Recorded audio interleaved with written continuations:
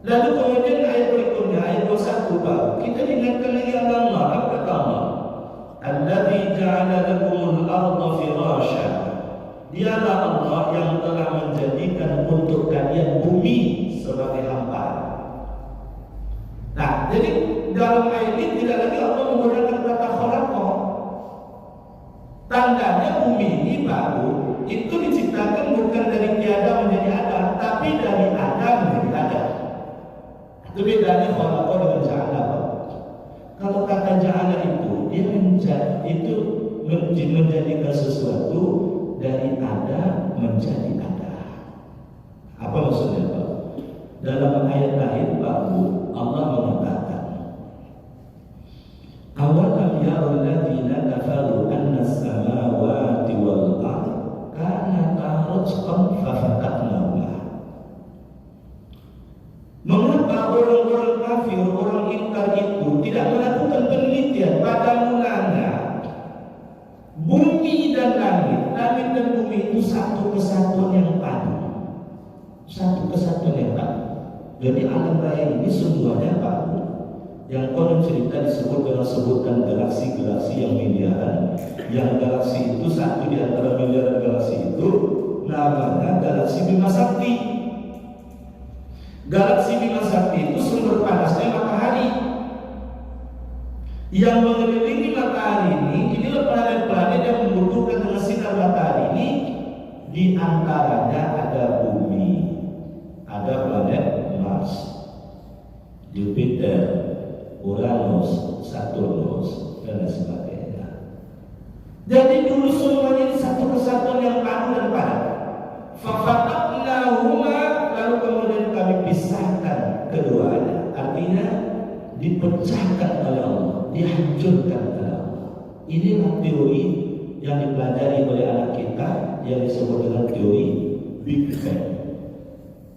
Nah, jadi makanya dalam ayat ini Allah sebutkan baru tidak menggunakan kata khalaqa karena memang asal muasal bumi itu satu kesatuan padu dengan langit serta benda langit lainnya itu satu kesatuan padu. Berarti kan sudah ada ini.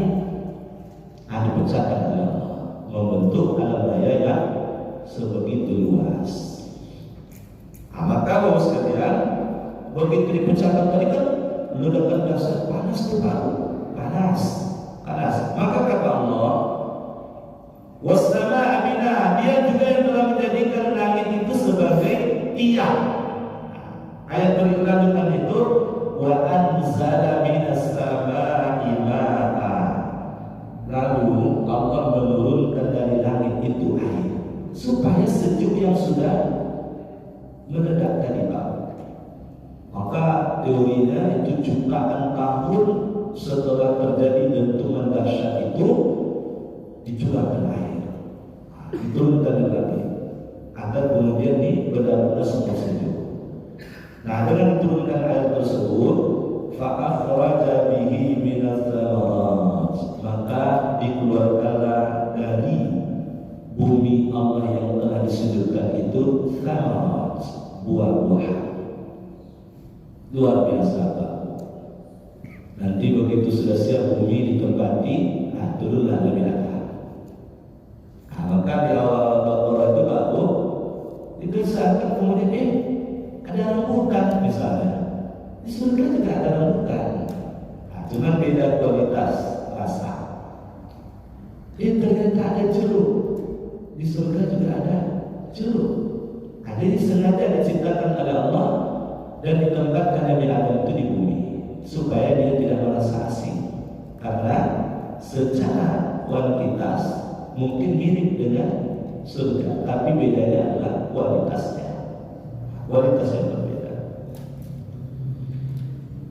Lalu dikeluarkan buah-buahan tersebut sebagai rezeki, rizqan sebagai rezeki bagi kalian. Nah, jadi sebagai rezeki itu bagus adalah sesuatu yang diberikan oleh Allah Subhanahu wa taala yang dia halal dan thayyibah, membawa nilai manfaat. Maka kalau dia tak halal, tak rezekinya Allah. Ada orang berburu tuhan dapat olehnya babi, lalu kemudian dijual olehnya. Ustaz, saya tak makan babi Ustaz. Ajukan untuk pembeli-pembeli duit minyak, Ustaz, saya jual pasar bawah. Itu tak rezeki, Pak. Ada orang nyolong, ada orang yang merampok, ada orang korupsi. Dapat duit sejumlah uang, tapi itu tidak dianggap rezeki. Tidak dianggap rezeki, Pak.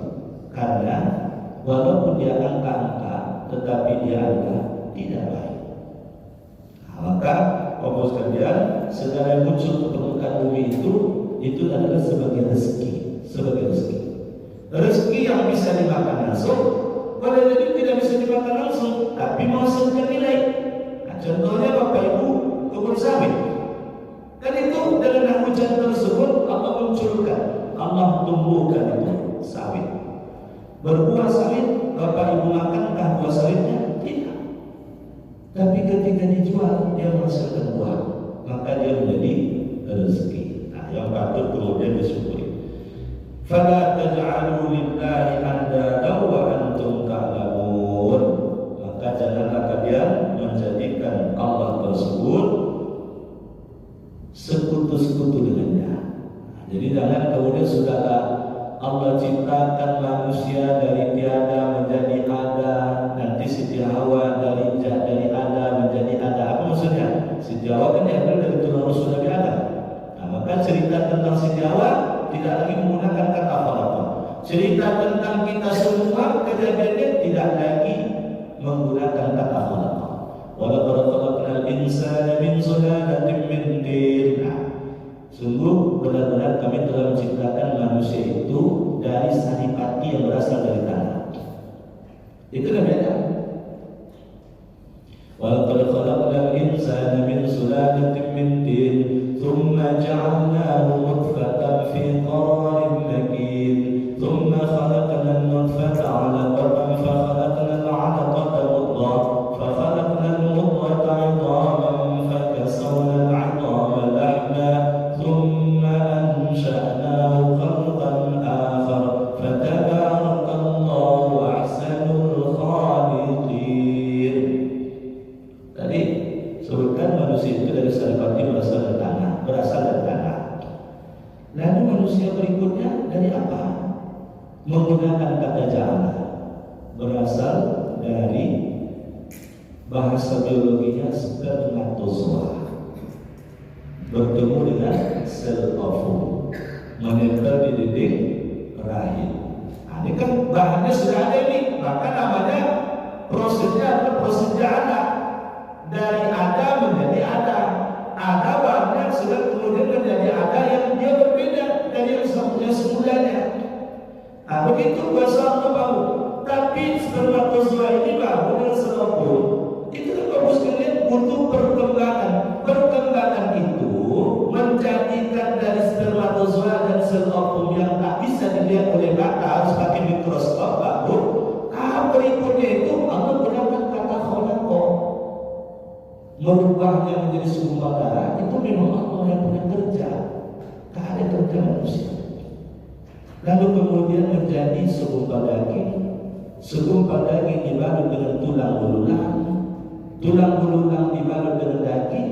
Itu semua disebut menggunakan kata khalaqa.